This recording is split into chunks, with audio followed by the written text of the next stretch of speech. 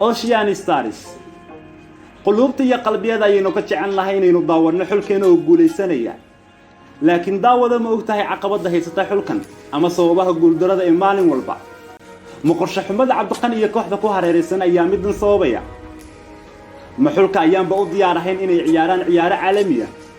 معيارتوذ إن متشاية أقوى عن شقفي عن قبل متاجر يلا أنا جاينا هيسا من دقال حمو ما في فيا نقصه هرجة مسك بدأ عيت أيام نجمدو ونقويدين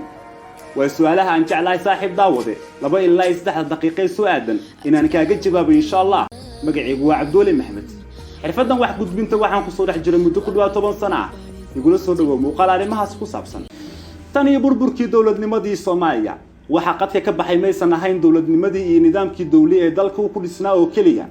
فن سوغاني سبورتيا يا قيبكها وحيابه بربري لبعض بدن يسو دارين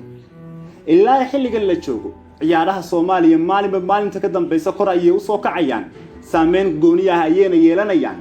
laakiin waxa wali natiijadii aynu u baahneen aynu ka heli laanahay waa xulka Soomaaliya waxa matala maalin walba ciyaartoy daayira kuwa oo soo bandhiga tayo xirfad iyo karti ay ku guuleysan karayaan laakiin caqabad ayaa gadaal ka taagan mar walba taa oo aysan arkin qof walba oo ciyaaraha daawanaya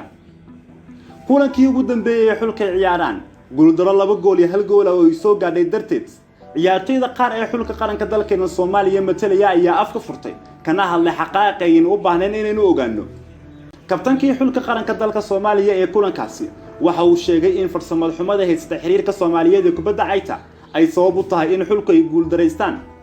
waxa uu sheegay inaysan helin waqti ku filan oo ay ku tababartaan isku fahmaan sidoo kalena ay ku qaataan tababar kala duwan meelaha kala duwan ee aad ugu wanaagsan ciyaarista kubadda cagta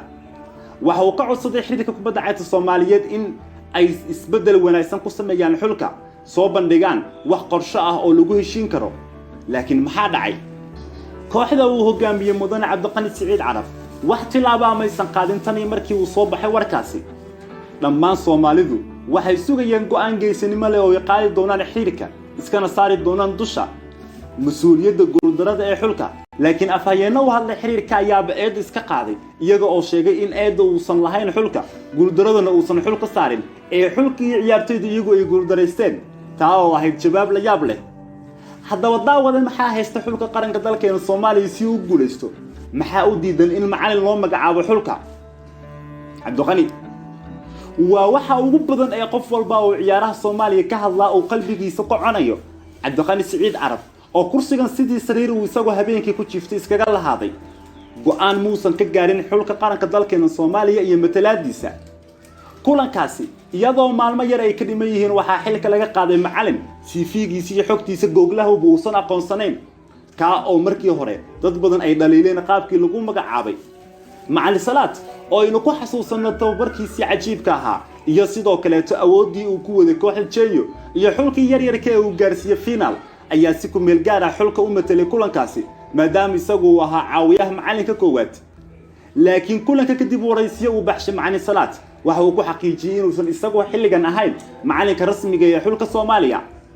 xuldan oo wadan matalaya ayaa xilligan ah macallin la'aan bal ka sheekay adiga guulayaad sugaysaa ee saaxiib ma mushaar la'aan ayaa jirto oo mushaarkiisa ayaa laga baqayaa 500 oo kun lacag gaaraysa ayay soo qaateen xilliga kubadda cagta Soomaaliyeed kulankii ugu dambeeyay oo ay ciyaareen وهل كلن أوكليا محيطة مشار لأنت لقى عبصنا يا صاحب وقبضناه محول قاعدة كريا هدي لما قعوا معلن حلك قرن كذلك إن الصومالية مثلية بالوربا أما صومالها هذا مجانب وسؤالها ينوبها أنها إنه ستة صولة فرقلو الصومالي ذا هذا وحاوبنا أوكليا هل وضيقه وبعض جعل سبورتيجي وديقاdan waa in si toos ah looga horimaado loona dagaalamo xiriirka kubadda cagta dalkeena Soomaaliya si aynu uga soo saarno go'aan rasmi ah si aynu u gaarno guusha aynu u baahannahay u gaarno hadafkaynu u baahannahay u gaarno sida aynu u rabno inaynu u raaxaysano waa inaynu gaarnaa go'aan aynu ka wada simannahay saaxiibayaal waa inaynu iska dhaafnaa dad kala jeclaysiga waa inaynu wada cad ku ridnaa Cabdiqani iyo xiriirkiisa ka soo saarnaa go'aan sax ah kuna saabsan xulkeena Soomaaliya xulka hadda ma matalan ciyaartoyda Muqdisho ka ciyaara oo kaliya ciyaartoy professional ah tayo fiican leh xirfadooda la isku haleen kara ayaa dibadda uga yimaada xulkan